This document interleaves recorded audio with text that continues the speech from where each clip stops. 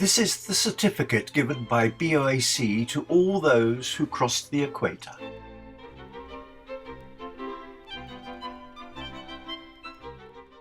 This is a DVD of the cinefilm that I took for this LPO tour around the world. The Bristol Britannia aircraft came with us on the whole tour. I was 22 years old and wanted to capture every moment of this exciting tour, so I start right at the beginning, the BOAC Airways terminal in London. And then on to Heathrow Airport and the first sight of our plane. Homi Kanga, violinist.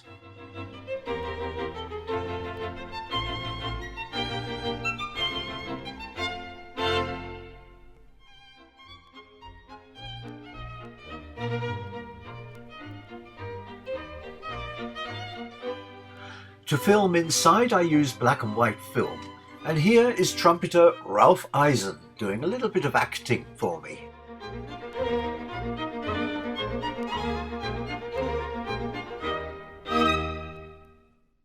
As there was plenty of time hanging around, all sorts of pursuits were followed. I see Martin Gatt on the left, bassoonist.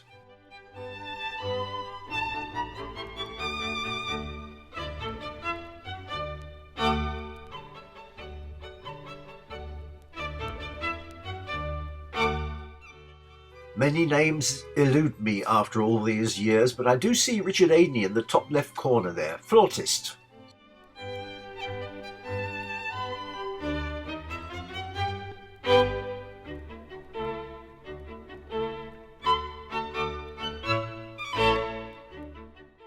And this is Bob Walton, the very refined first trumpet.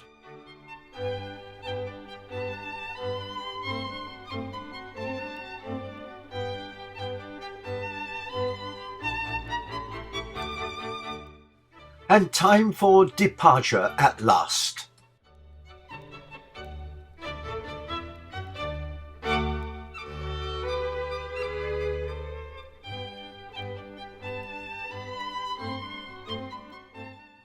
Leader Henry Datner on left with his sub-leader Arthur Davison.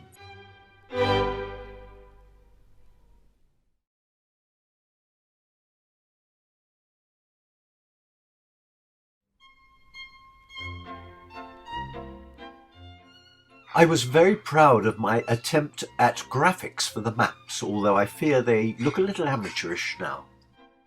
I do seem to remember that we had 2 refuelling stops en route to Bombay.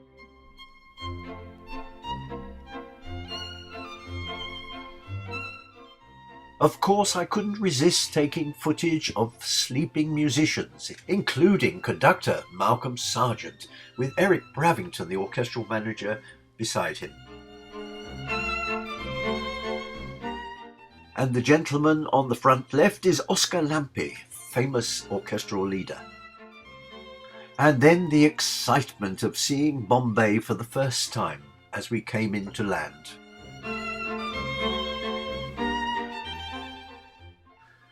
First off, of course, was conductor Malcolm Sargent with Eric Bravington, but I have to say the bigger reception was for Homi Kanga returning home to Bombay.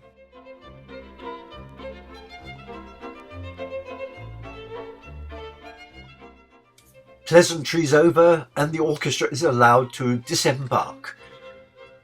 Here comes Richard Adeney, flautist.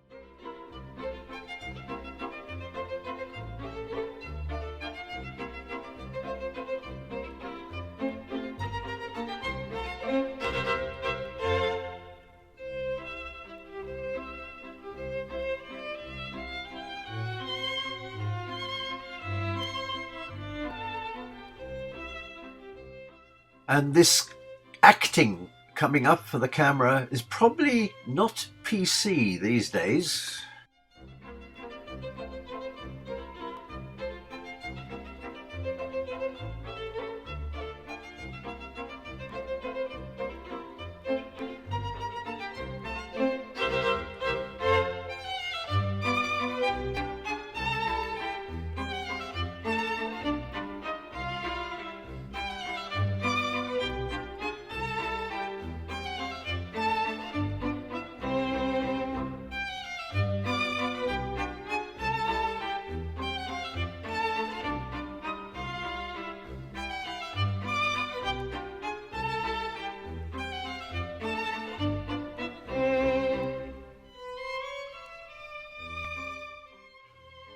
And a shot of our hotel, Airlines Hotel.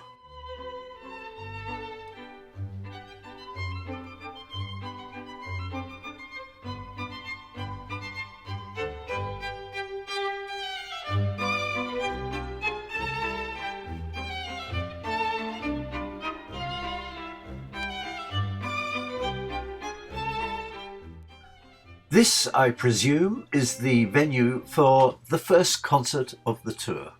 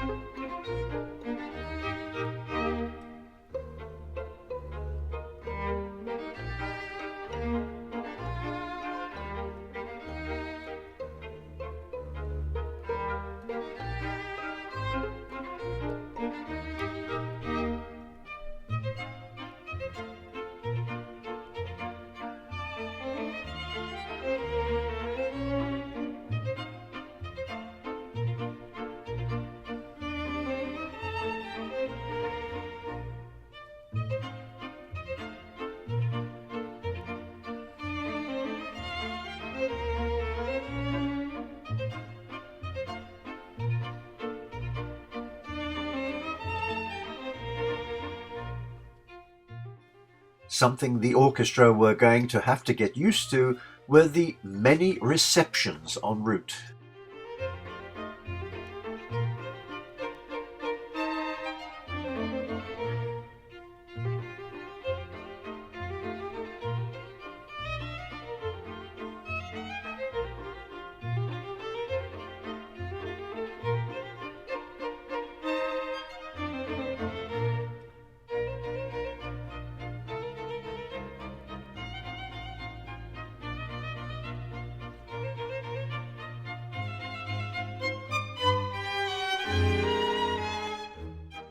And a quick shot of viola player Alec Taylor.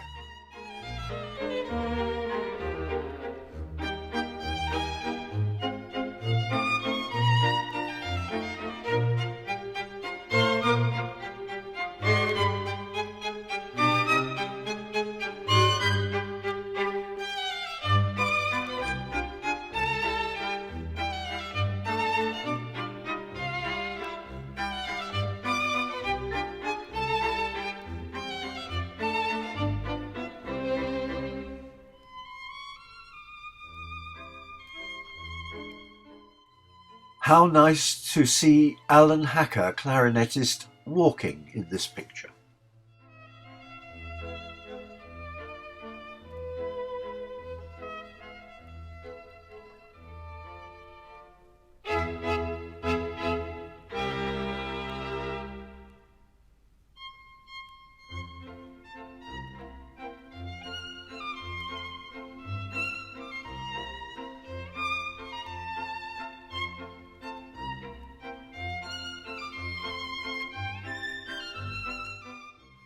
And on the right, a very youthful-looking cellist, Keith Harvey.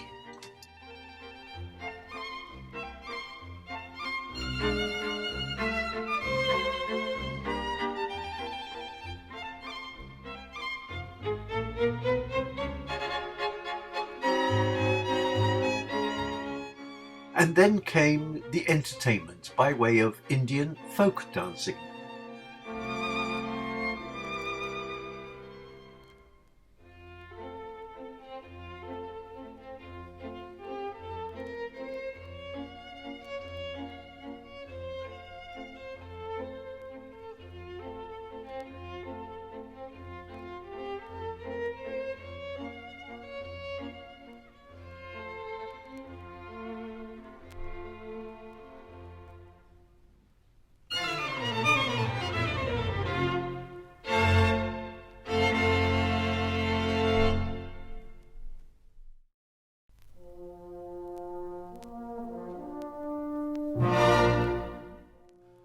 This is our spectacular hotel in Delhi.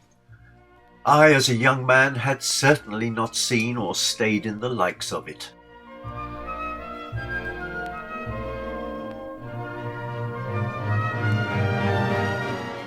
In those days, the main culture shock was the difference between the rich and the poor.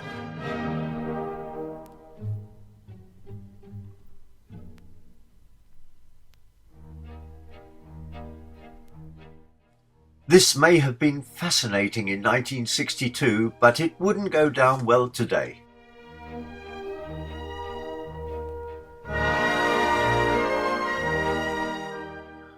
The bus waiting to take us to rehearsals. And what a fine venue we had.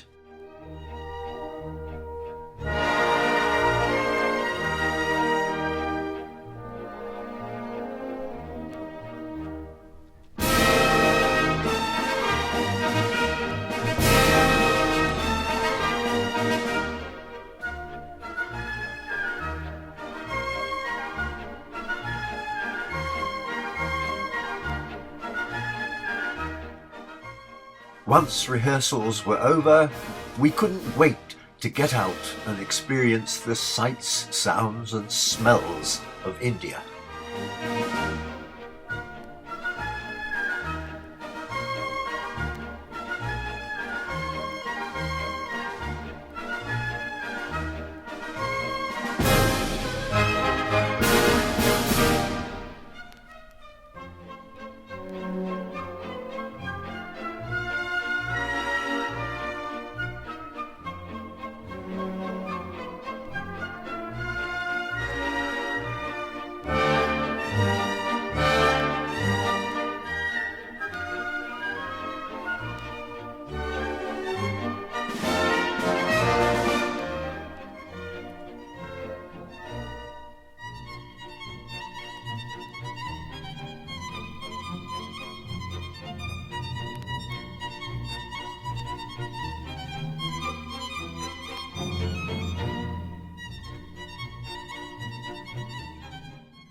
The bewildering array of colours in the clothing was of great interest.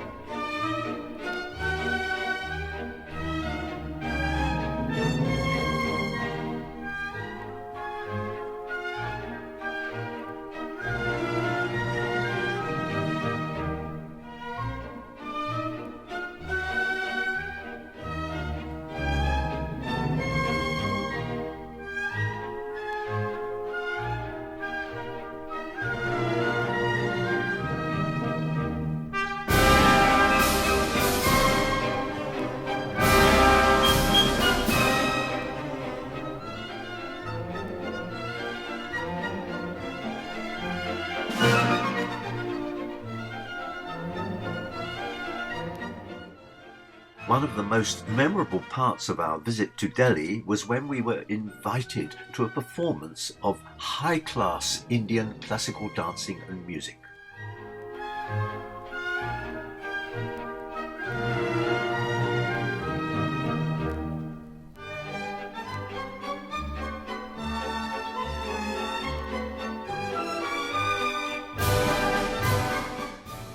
I hope they will forgive the waltz accompaniment, but I have no idea what music they will be actually dancing to.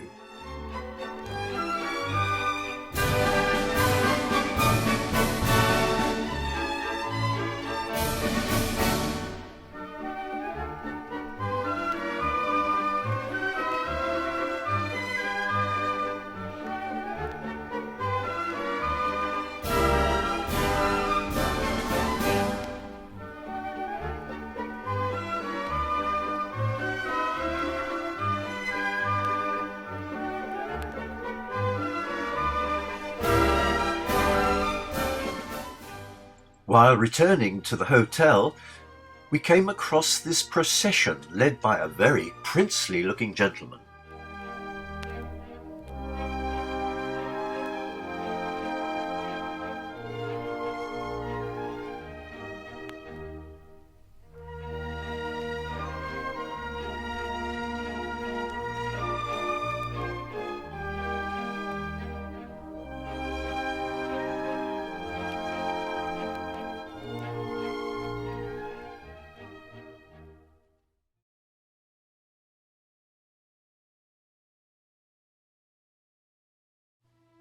Excitement was high when it was announced that the pilot had got permission to fly low around the Taj Mahal.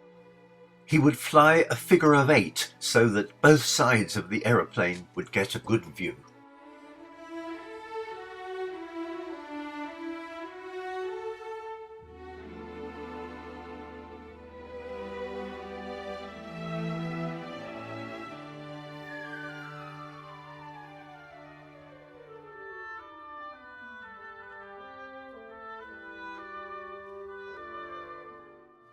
Excitement over, we go on to Calcutta.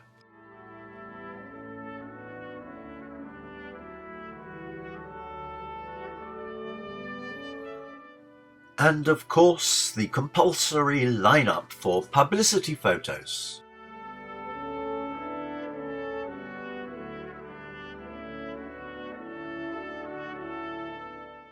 I couldn't wait to get out into the streets of Calcutta with my camera, with so many extraordinary things to see and experience.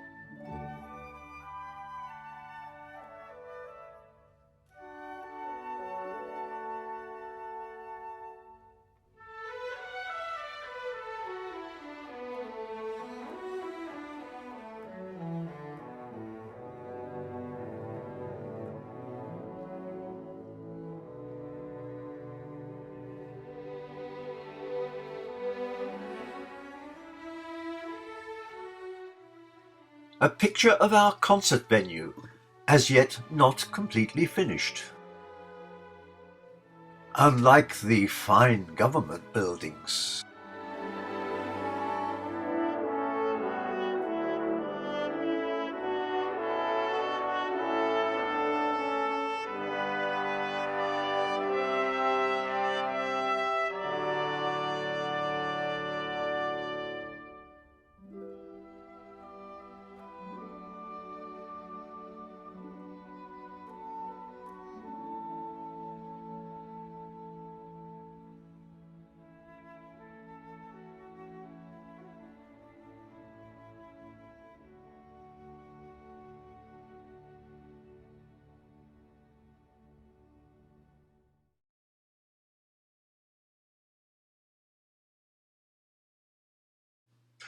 We had been warned that the approach to Hong Kong could be quite exciting between the skyscrapers, but as it turned out, we came in over the sea.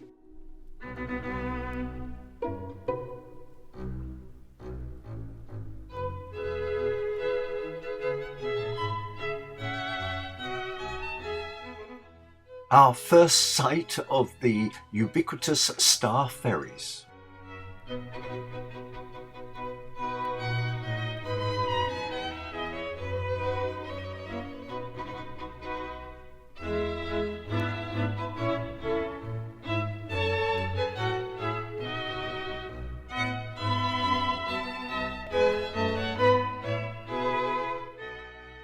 I recognized the gentleman on the right as violinist David Whiston.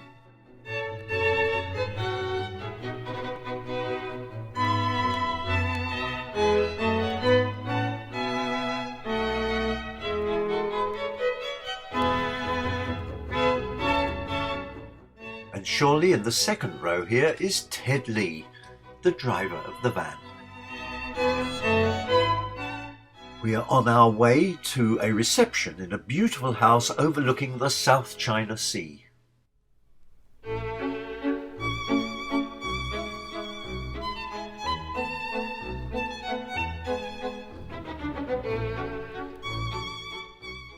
And this, I believe, is the owner of that house.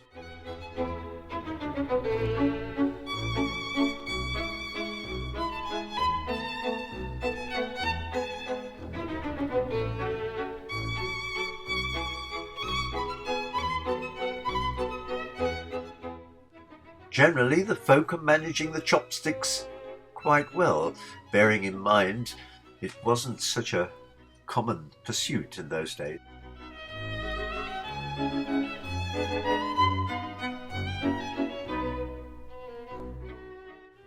More of David Whiston, a quick shot of Arthur Davison, and John Cooling, principal viola.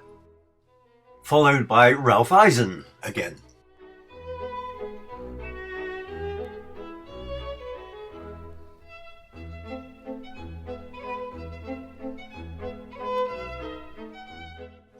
Good to see Keith Harvey running around like that. And a face I can't put a name to, although I remember he was an Australian violinist.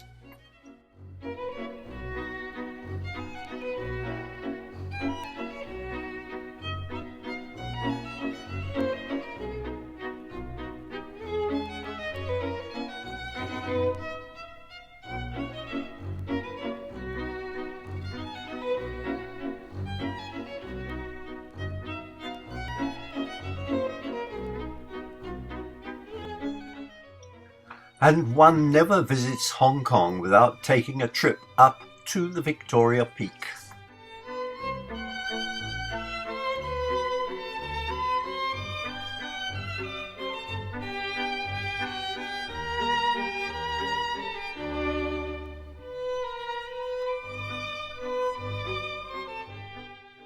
This is the place for fine views over Hong Kong, although in those days it was on the foggy side.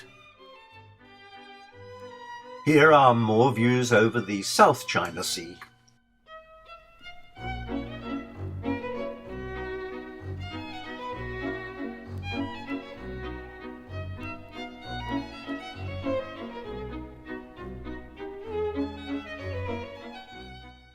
Time to go back to Kowloon, so all aboard the Star Ferry.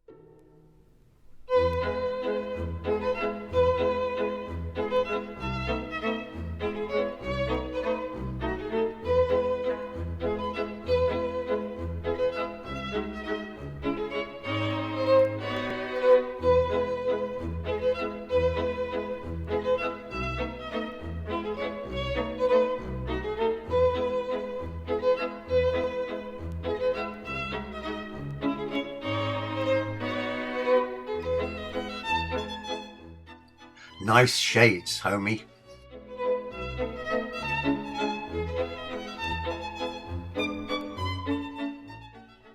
Here we come across other orchestral members enjoying a different day out.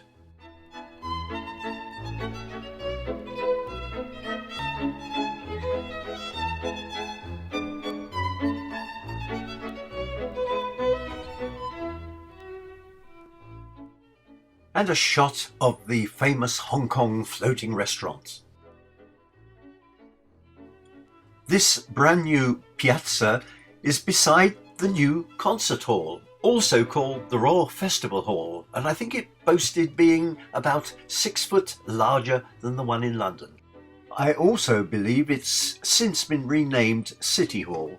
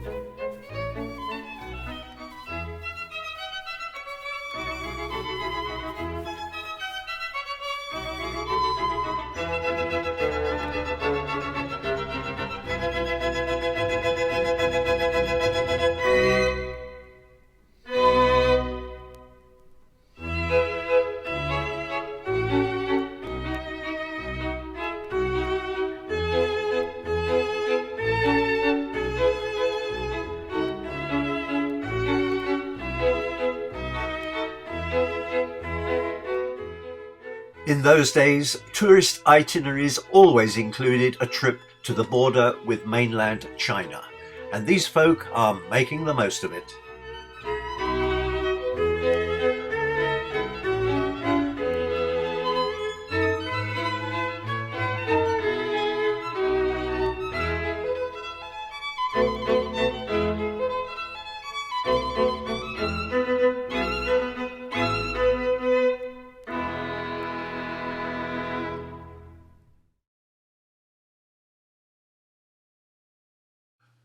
Our tour adventure would now take us to the Philippine Islands.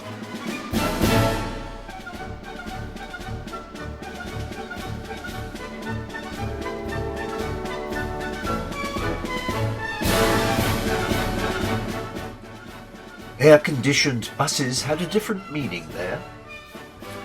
But the important thing was, did our hotel have a pool? Yes, it did.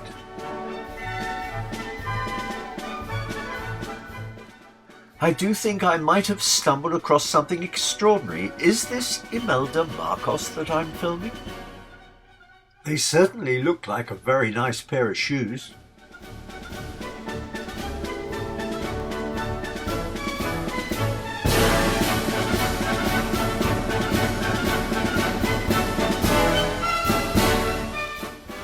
The rehearsal is over, so it's time for a little more sightseeing.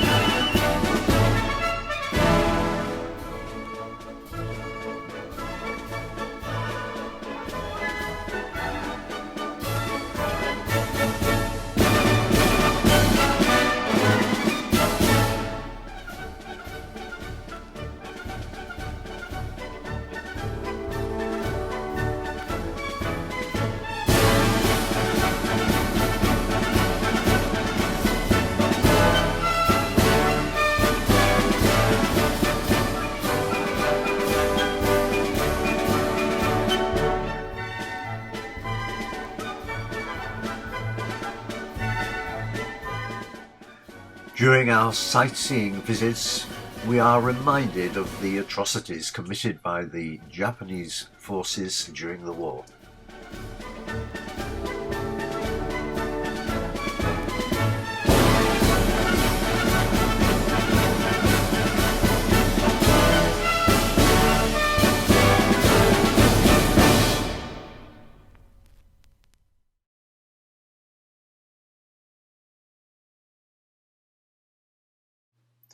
The first part of our journey takes us from Manila to the equator.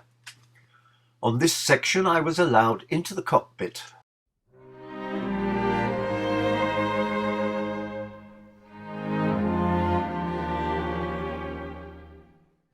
However, the important thing of crossing the equator is, of course, the visit of Neptune, a tradition frequently enacted in those days. Then we carried on to Darwin for a short stopover.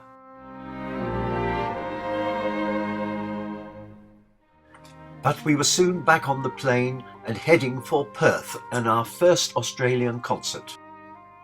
Oh, and please excuse this selfie. After all, Alfred Hitchcock used to do it.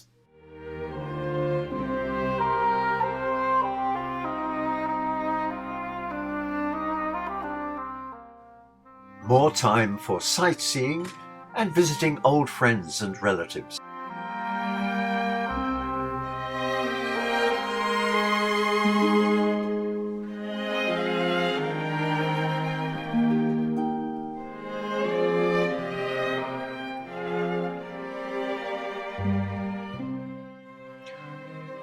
I recognise this as the park that overlooks what they call the Narrows.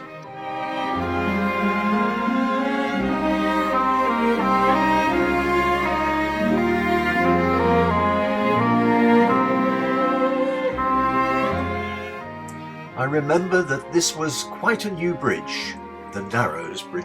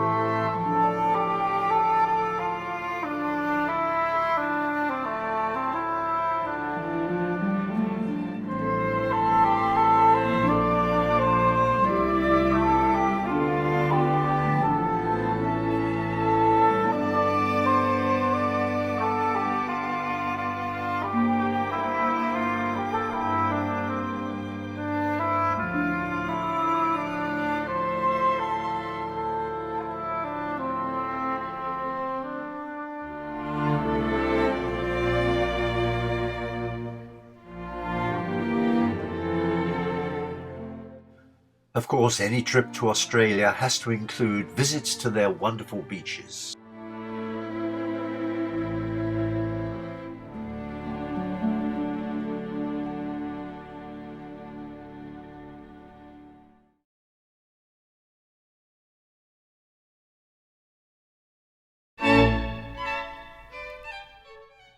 From Western Australia to Southern Australia.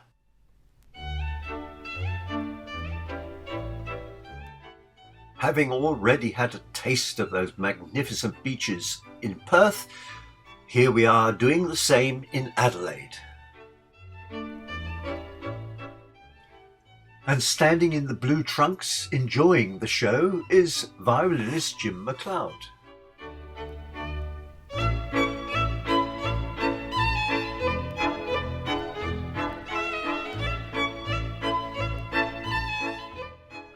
Beach time is over and it's time to go back to the city. However, there should be enough time for a little tourism.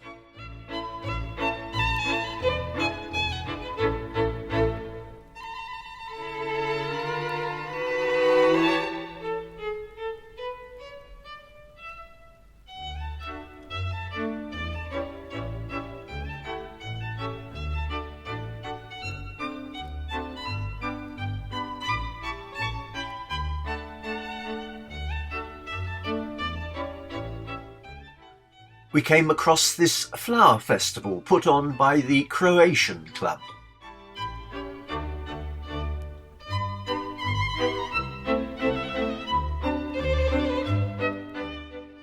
Then it's time to head for the concert hall and a matinee performance. Here is some great footage of the orchestra in action with Malcolm Sargent in charge. It's obviously a violin concerto, but the camera person has focused in on me. I'd never seen myself in that position before, sitting behind Henry Dattener. Obviously, I haven't tried to match music to the silent movie, which would have been rather tricky. In this next footage, we see a brass group. I wonder if they're playing Copland's Fanfare for the Common Man. And back to seeing Sargent conducting the orchestra and finishing with a very fine flourish.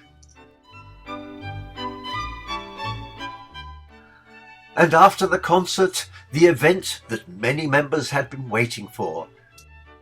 A visit to a very well-known local winery for tasting.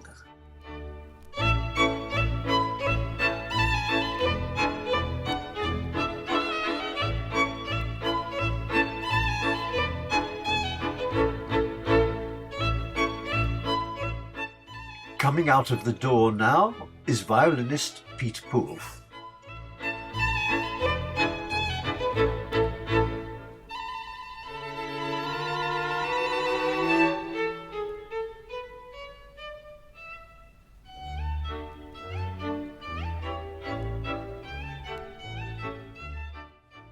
The one thing I remember clearly about this event was that most members of the orchestra did confuse tasting with consuming.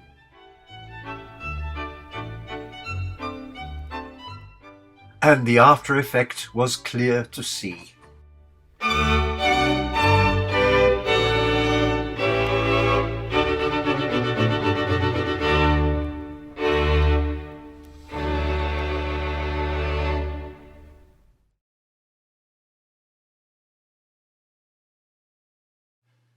Next stop, Melbourne.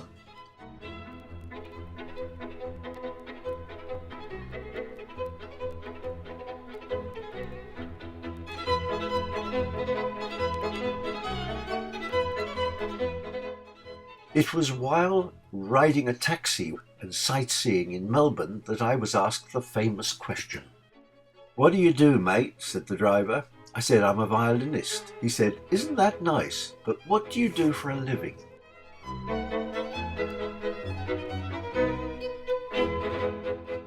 Once we'd had our fill of yet another amazing Australian botanical garden, it was time to move on to a wildlife sanctuary, the Colin Mackenzie Sanctuary.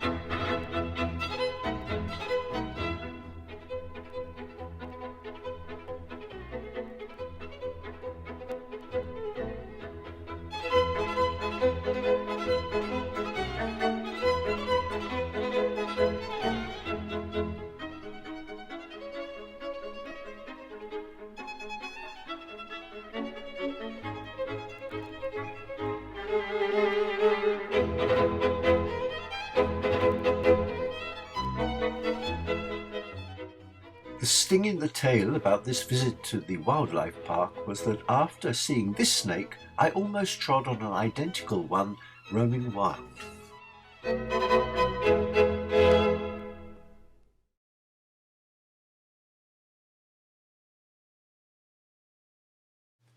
And so on to Sydney, and those first exciting shots of the Harbour Bridge. Note, no opera house yet.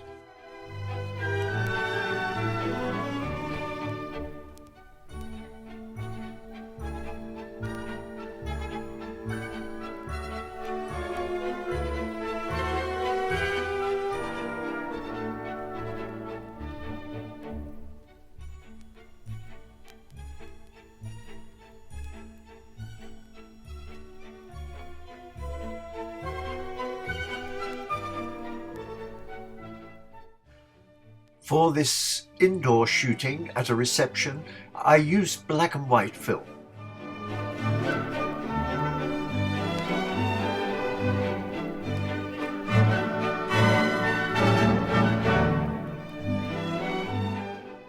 At last, some shots of conductor John Pritchard standing beside Malcolm Sargent and greeting the orchestra. I remember when he told the orchestra his tale of woe. He'd been ejected from the golf club where he was staying because he wore sandals for breakfast. Arthur Davison receiving a drink.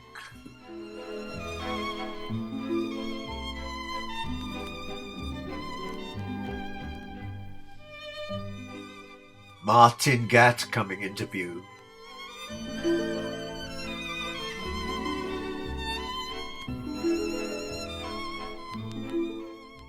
Manager Eric Bravington, front right. And Malcolm Sargent looking after his reputation.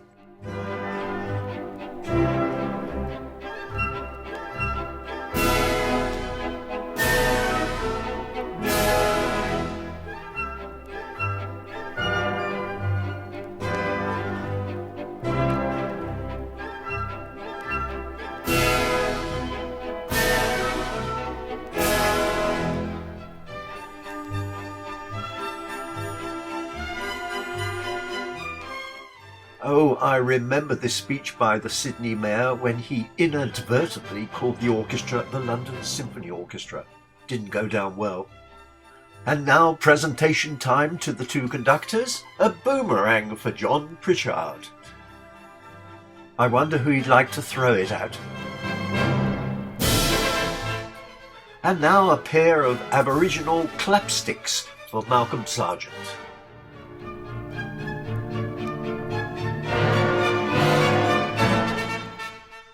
What do you think he might do with them?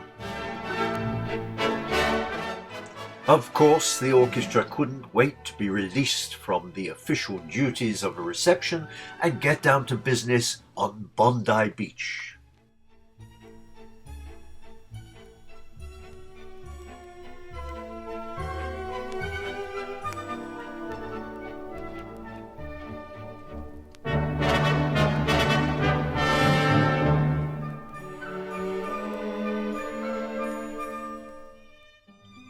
I do believe the gentleman making the splash is in fact cellist Keith Harvey.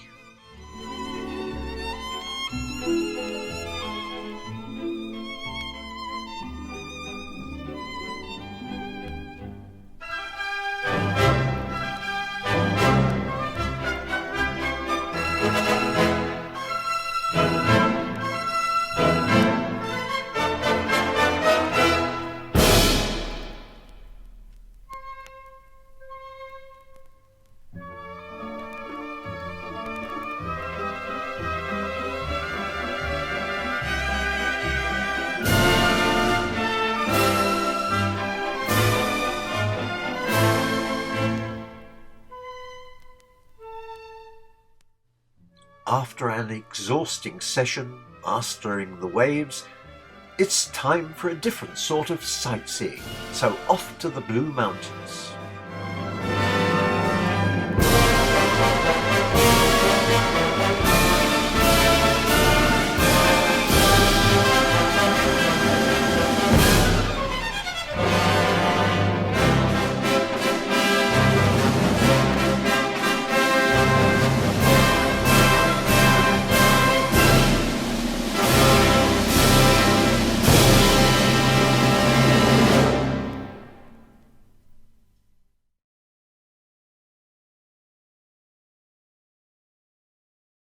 Now on to our last destination in Australia, Brisbane, and our first sight of a custard apple, or as the Spanish call it, a chirimoya.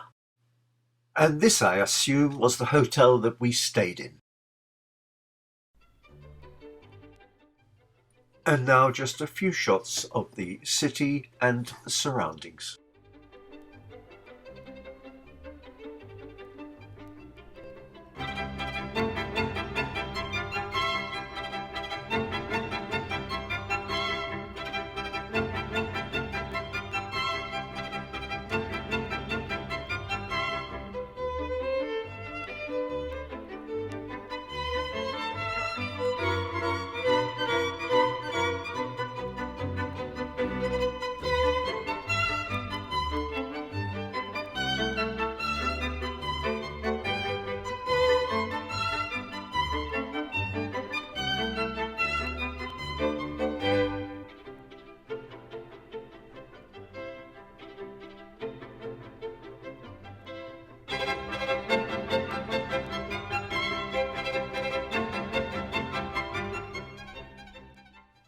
It's always good to see members of the orchestra making friends.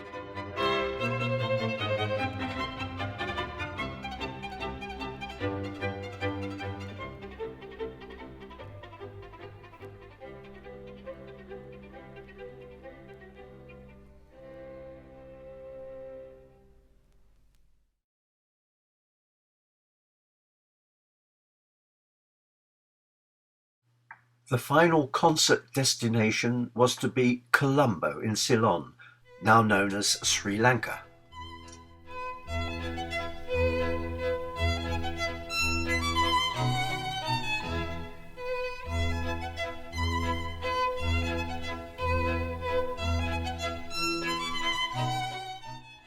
I remember swimming in the sea here was like swimming in a hot salt bath.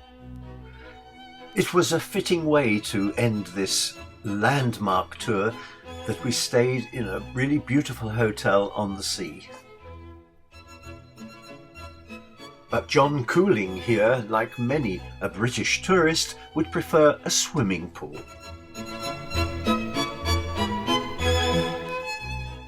Jack Lee, the instrument mover, seems to have it well covered. Now we'd become accustomed to blue skies and beautiful sunshine, and we were enjoying this relaxed life. It was difficult to think that in a couple of days or so we'd be back in the grey of the UK.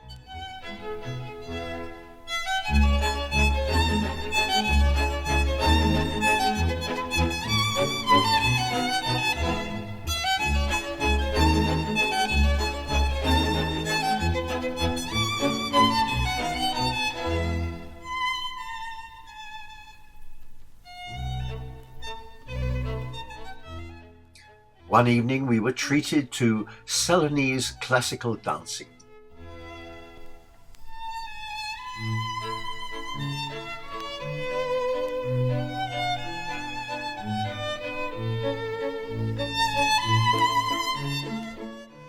And while the entertainment was happening, there was a wonderful buffet for us to sample lots of Oriental delights.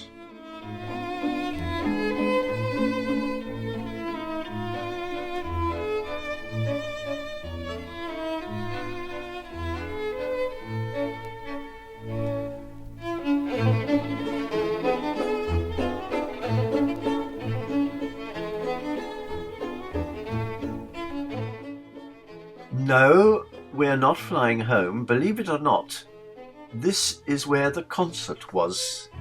As there were no buildings in Colombo large enough to house a symphony orchestra and audience, it was decided to use a hangar at the airport.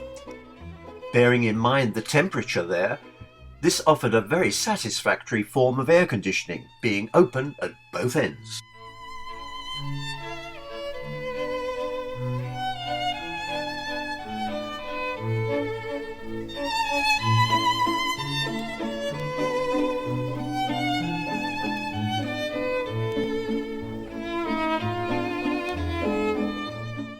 I do hope you've enjoyed seeing these films from 1962, a little trip down memory lane. For me, it's been great fun not only to see them again after all these years, but to edit them.